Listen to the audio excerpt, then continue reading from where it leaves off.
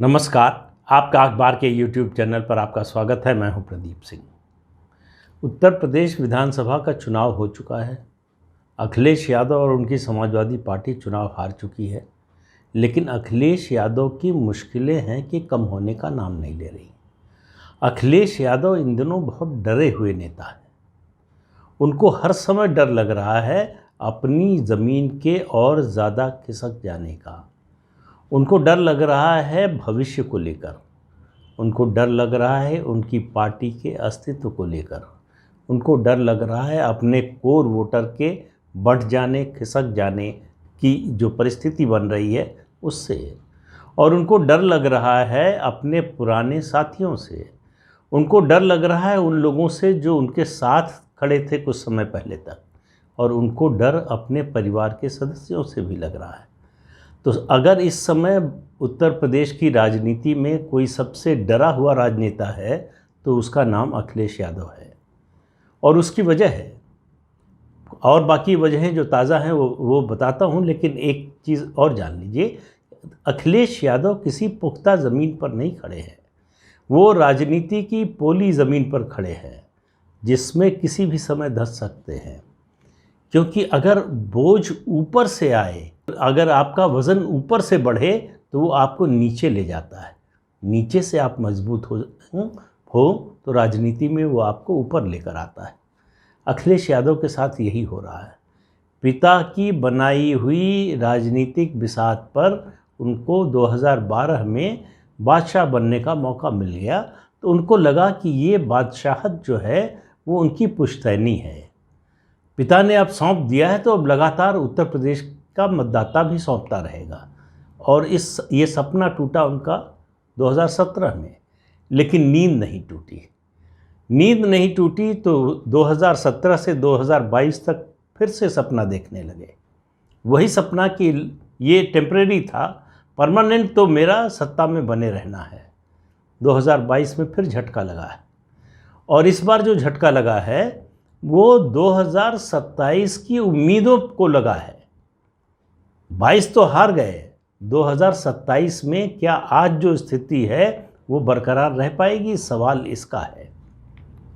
और मैं ये बात क्यों कह रहा हूँ, इसलिए कि आप देखिए पिछले कुछ दिनों के घटनाक्रम पर नज़र डालिए। अखिलेश यादव 2.25 साल हो गए आज़म खां को जेल गए हुए, और उन्होंने ना आज़म खां की सुध ली और ना उनके परिवार की। आज़म खां का बेटा भी जेल में रहा, उनकी पत्नी भी जेल में रही। पूरा परिवार जो है राजनीतिक रूप से एक तरह से बर्बाद हो गया था। आज़म खां का जो सबसे प्रिय प्रोजेक्ट था, उनकी जो यूनिवर्सिटी थी, उसकी ज़मीन जो है सरकार ने ले ली। जो अवैध कब्जा किया था वो सब सरकार ने छुड़वा दिया। इसके अलावा उनके बेटे की विधानसभा सदस्यता रद्द हो गई कि उसने गलत एफिडेविट दिया था अपनी उम्र के बारे में। ये सब इतने सारे घपले घोटाले में फंसे हुए आज़म खां की तबीयत भी बिगड़ गई, तो स्वास्थ्य की दृष्टि से भी उनका समय खराब रहा। उस समय कोई पूछने नहीं गया, न अखिलेश यादव और न मुलायम सिंह यादव, जो आज़म खां समाजवादी पार्टी के मुस्लिम नेताओं में सबसे प्रमुख थे, जिनको 2012 की अखिलेश यादव की सरकार में एक मुख्यमंत्री माना जाता था 4.5 मुख्यमंत्रियों में से। वो आज़म खां जेल में रहे और समाजवादी पार्टी के मुखिया और उनके बेटे उनकी चिंता करने कभी गए नहीं। नाराज़गी ये है। नाराज़गी जो बीजेपी से है, उसकी सरकार से है। उसने जो किया उन्होंने सब कानून के मुताबिक किया। आप कह सकते हैं कि वो उसको नज़रअंदाज भी कर सकते थे, नहीं किया। लेकिन जिन लोगों के लिए उन्होंने किया, जिन लोगों के लिए लड़ाई लड़ी, उन्होंने उनकी चिंता नहीं की। उनके परिवार की शिकायत ये है। अब आप देखिए अखिलेश यादव के साथ वाले लोग, उनको 2.25 साल बाद क्यों याद आ गया कि आज़म खां के साथ बड़ा अत्याचार हो रहा है। जयंत चौधरी उनके परिवार से मिलने चले गए। जयंत चौधरी, याद रखिए, अखिलेश यादव के साथ मिलकर विधानसभा का चुनाव लड़ चुके हैं अभी। और उनको जो सीटें मिली हैं उसमें निश्चित रूप से अखिलेश यादव का भी योगदान है। इसके बावजूद वो गए मिलने, और जब मीडिया में खबर आई कि ये अखिलेश यादव ने उनको भेजा है, तो अखिलेश यादव ने उसका खंडन किया कि मैंने नहीं भेजा है। एक बात।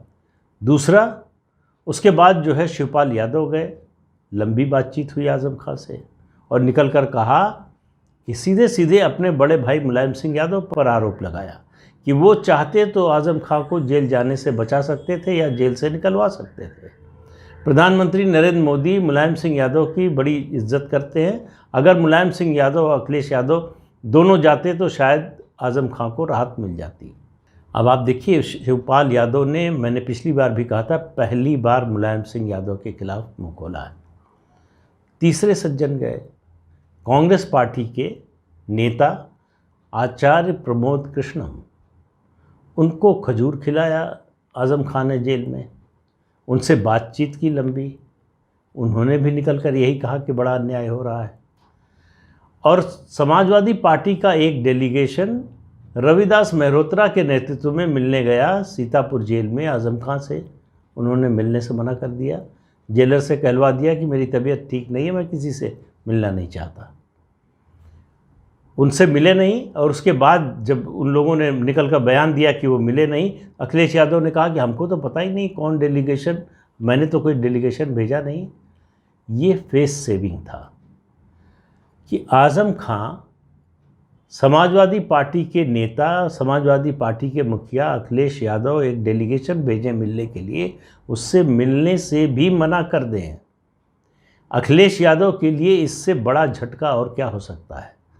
चुनाव के बाद से लगातार मुस्लिम समाज की ओर से और मुस्लिम नेताओं की ओर से, समाजवादी पार्टी के, किसी दूसरी पार्टी के नहीं, उनकी ओर से लगातार इस तरह के बयान आ रहे हैं कि मुसलमानों ने जान लगा दी अखिलेश यादव के लिए, लेकिन उनका दिल नहीं पसीजा, वो हमारे साथ किसी हमारे दुख दर्द में खड़े नहीं हुए, उसके लिए तैयार भी नहीं दिखते, वो हमारे साथ दिखना भी नहीं चाहते। तो अब कांग्रेस के अल्पसंख्यक प्रकोष्ठ के जो, या प्रकोष्ठ मोर्चा, उसके जो अध्यक्ष हैं शहनवाज आलम, उन्होंने अपील की है समाजवादी पार्टी, उसकी गठबंधन की पार्टियों के जो 36 मुस्लिम विधायक हैं, उनसे कहा है कि छोड़ दो पार्टी, बाहर निकल आओ और अखिलेश यादव को बता दो कि हमारी ताकत क्या है। उन्होंने अपील की है कि आज़म खां के नेतृत्व में एक नई पार्टी बने और ये विधायक उसमें शामिल हो जाए। हालांकि उनकी समझ जो है भारतीय संविधान के बारे में तो कोई अच्छी नज़र नहीं आती, क्योंकि 1/3 टूटने से जो है स्प्लिट नहीं होती। स्प्लिट के लिए पार्टी में 2/3 की ज़रूरत पड़ती है और उसमें उसको, उस धड़े को किसी पार्टी में मर्ज करना पड़ता है, वो अलग पार्टी भी नहीं बना सकते। लेकिन खैर उस टेक्निकलिटी में नहीं जाते हैं। बात यह है कि मैसेज क्या जा रहा है। अब ये मैं कह रहा हूँ कि इन सब लोगों को जो भी मिलने गए हैं आज़म खां से, इनको अचानक आज़म खां के प्रति इतना प्रेम क्यों बढ़ाया? 2.25 साल इनको क्यों नहीं दिखाई दिया कि आज़म खां के साथ सही हो रहा है, गलत हो रहा है, न्याय हो रहा है, अन्याय हो रहा है? अगर हो रहा है तो क्यों हो रहा है, वो क्या कर सकते हैं उनकी मदद के लिए? ये शिवपाल यादव को नहीं सूझा, ये जयंत चौधरी को नहीं सूझा, ये आचार्य प्रमोद कृष्णम को नहीं सूझा और अखिलेश यादव और उनके सहयोगियों को तो नहीं ही सूझा, मुलायम सिंह को भी नहीं सूझा। तो सवाल ये है कि अब क्यों ये जो लोग गए हैं, ये इनको कोई आज़म खां से प्रेम नहीं है, इनको आज़म खां से कोई मोहब्बत नहीं है, इनको आज़म खां से कोई हमदर्दी भी नहीं है, इनका लक्ष्य समान है। ये सब मिलकर अखिलेश यादव को सबक सिखाना चाहते हैं। ये अखिलेश विरोधी है, आज़म समर्थक नहीं है। मोहम्मद आज़म खां आज चूँकि अखिलेश यादव को विरोध में खड़े नज़र आ रहे हैं, इसलिए इन लोगों का प्रेम उमड़ रहा है। अगर आज आज़म खां की ओर से बयान आ जाए कि वो अखिलेश यादव और मुलायम सिंह यादव के साथ हैं, अलग पार्टी नहीं बनाएंगे, उनकी कोई नाराज़गी नहीं है, आज देखिए ये लोग आज़म खां को गाली देना शुरू कर देंगे। तो इनमें से कोई आज़म खां का प्रेमी नहीं है, ये बात बड़ी स्पष्ट हो जानी चाहिए। लेकिन इन बयानों से और इन मुलाकातों से सबसे ज़्यादा डरे हुए हैं अखिलेश यादव। उनको मालूम है कि इतनी ताकत लगाने के बाद, इतना सब कुछ मैनेज करने के बाद, मीडिया के एक बड़े सेक्शन को मैनेज करने के बाद सब कुछ किया, यूपी की ब्यूरोक्रेसी में फूट डालकर ब्यूरोक्रेसी में बड़ी संख्या में लोगों को अपने साथ लाने के बाद, क्योंकि योगी आदित्यनाथ की सरकार में जो ब्यूरोक्रेसी में जो पहले छूट थी लूट की वो बंद हो गई, कम हो गई, उसकी वजह से बहुत से लोग परेशान थे। तो चुनाव से पहले गलतफहमी हो गई बहुत से, ख़ासतौर से जो आईपीएस अधिकारी हैं उत्तर प्रदेश कैडर के, उनमें कि अखिलेश यादव की सरकार आ रही है, वहाँ हाजिरी देना शुरू कर दिया। कुछ वरिष्ठतम आईएएस अधिकारी भी वहाँ हाजिरी देने लगे, वहाँ सूचनाएं देने लगे।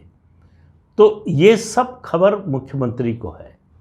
अब उनकी परेशानी ये है, अब वो परेशानी अखिलेश यादव के लिए भी परेशानी बन गई कि अभी तक जो उनको सहयोग देते थे इस उम्मीद में कि 22 में जो है चुनाव होगा, अखिलेश यादव लौट कर आएंगे, उनकी उम्मीद तो टूटी ही है।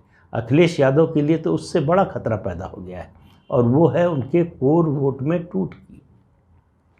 अब मैं जब कह रहा हूँ कि अखिलेश यादव डरे हुए हैं तो उसकी वजह यही है कि उनको लग रहा है कि उनका कोर वोट जो है वो टूट सकता है। ये जो बातचीत हो रही है, कोशिश हो रही है कि आज़म खां जब जेल से निकले तो नई पार्टी बनाएं या कांग्रेस के साथ चले जाएं।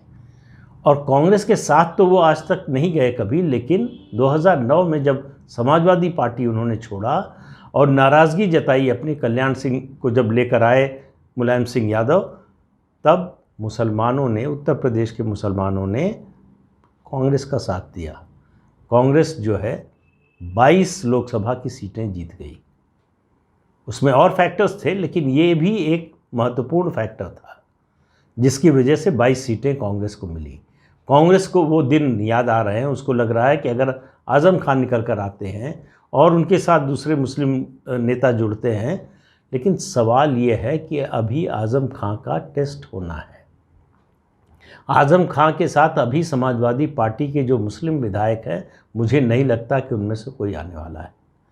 आज़म खान को ये साबित करना है कि रामपुर से बाहर का मुसलमान उनकी सुनता है, उनके कहने पर वोट देगा। ये टेस्ट होना अभी बाकी है आज़म खान का, अभी वो बंद मुट्ठी है। इसलिए लाख की नज़र आ रही है कुछ लोगों को, खुलेगी तो लाख की रहेगी या खाक की हो जाएगी, ये किसी को पता नहीं है। लेकिन फिर बात वही है कि अखिलेश यादव डरे हुए हैं, इसके संकेत इतने सारे बताए। एक आखिरी बात जो एक बयान के जरिए अखिलेश यादव के आई है, अभी आप कहीं नहीं सुन रहे होंगे किसी पार्टी में किसी नेता से राष्ट्रपति चुनाव या उपराष्ट्रपति चुनाव की। अखिलेश यादव अपने घर के झमेले में फंसे हुए हैं। चाचा चुनौती दे रहे हैं, चाचा को बदला लेना है भतीजे से अपने अपमान का। जयंत चौधरी गठबंधन से नाराज़ हैं कि उनको कोई फ़ायदा नहीं हुआ, अखिलेश यादव का फ़ायदा उससे ज़्यादा हुआ। इसी तरह से आचार्य प्रमोद कृष्ण तो दूसरी पार्टी के हैं ही। ये सब अखिलेश यादव से बदले के लिए किसी भी हद तक जाने को तैयार हैं। एक बात तो अखिलेश यादव का बयान आया कि वो राष्ट्रपति चुनाव और उपराष्ट्रपति चुनाव में न तो बीजेपी के उम्मीदवार का साथ देंगे और न ही कांग्रेस के उम्मीदवार का साथ देंगे। इस बयान की इस समय कोई ज़रूरत नहीं थी। न बीजेपी ने अपना उम्मीदवार घोषित किया है, न कांग्रेस ने किया है, न ही कांग्रेस ने ये कहा है कि वो अपना उम्मीदवार घोषित करेगी। तो ऐसे में ये इस बयान का एक ही मतलब है और वो है उत्तर प्रदेश के मुसलमानों को ये संदेश देना कि हम कांग्रेस के साथ नहीं जा रहे, हम कांग्रेस के साथ नहीं खड़े हैं। तो इसलिए आप कांग्रेस में जाने के बारे में या कांग्रेस का समर्थन करने के बारे में मत सोचिए। कांग्रेस से मुस्लिम मतदाताओं को दूर रखने के लिए, और ये डर बहुत गहरे अखिलेश यादव के मन में रोज़ बरोज़ बैठता जा रहा है। उनको लग रहा, ख़ास तौर से इसलिए ज़्यादा और डर है कि अब अगला चुनाव जो है वो लोकसभा का चुनाव है। कांग्रेस उसमें बड़ी प्लेयर है, विपक्ष की सबसे बड़ी पार्टी, और दूसरी जो है राष्ट्रीय पार्टी होने के नाते अखिलेश यादव का उत्तर प्रदेश से बाहर कुछ है नहीं और लोकसभा में या राष्ट्रीय राजनीति में उनकी कोई भूमिका नहीं है। तो इसलिए उनको डर और ज़्यादा लग रहा है। उनको डर इस बात का भी है कि मुसलमान अगर कांग्रेस के साथ न गया तो बीएसपी के साथ भी जा सकता है, और बीएसपी के साथ जाने का अगर उसने फैसला किया तो अखिलेश यादव की मुश्किल और ज़्यादा बढ़ जाएगी, क्योंकि कांग्रेस के साथ जाएगा तो वो विधानसभा में नहीं जाएगा, लोकसभा में शायद चला जाए। बीएसपी के साथ जाएगा तो वो दोनों चुनावों में जा सकता है। इसलिए कह रहा हूँ, अखिलेश यादव लगातार डरे हुए हैं। विधानसभा चुनाव की हार से भी अभी वो उबर नहीं पाए थे कि ये नए संकट का सामना करना पड़ रहा है, और अखिलेश यादव ने अपने पूरे राजनीतिक जीवन में किसी संकट का सामना किया नहीं है। वो लड़ना जानते नहीं हैं। ज़मीन पर लड़ाई क्या होती है उनको पता नहीं है। उनको जो बना बनाया मिला उसका उन्होंने उपभोग किया, अब उसको संजोकर बचाकर कैसे रखा जाए ये कला उनको नहीं आती है। तो इसलिए आने वाले दिनों में उनकी स्थिति पहले से और ज़्यादा ख़राब होने वाली है। अब उस स्थिति के ख़राब होने का परिमाण क्या होगा, क्वांटम क्या होगा, ये आने वाला समय बताएगा। लेकिन आज की तारीख में जो परिस्थिति है उसमें कहा जा सकता है कि 10 मार्च 2022 को चुनाव का जो नतीजा आया उससे आज की तारीख में यानी 27 अप्रैल 2022 में समाजवादी पार्टी की स्थिति और ख़राब हो गई है, और ये आने वाले दिनों में उसमें कोई सुधार की गुंजाइश नज़र नहीं आती। तो इसलिए अखिलेश यादव और समाजवादी पार्टी पर नज़र बना कर रखिए। खबरें उधर से ही आने वाली हैं उत्तर प्रदेश में। तो इस अंक में इतना ही। अगले अंक में फिर मिलेंगे किसी नए मुद्दे के साथ। तब तक के लिए इजाज़त दीजिए। आपसे अनुरोध है कि ये चैनल देखिए, शेयर कीजिए, लाइक कीजिए और सब्सक्राइब ज़रूर कीजिए। नमस्कार।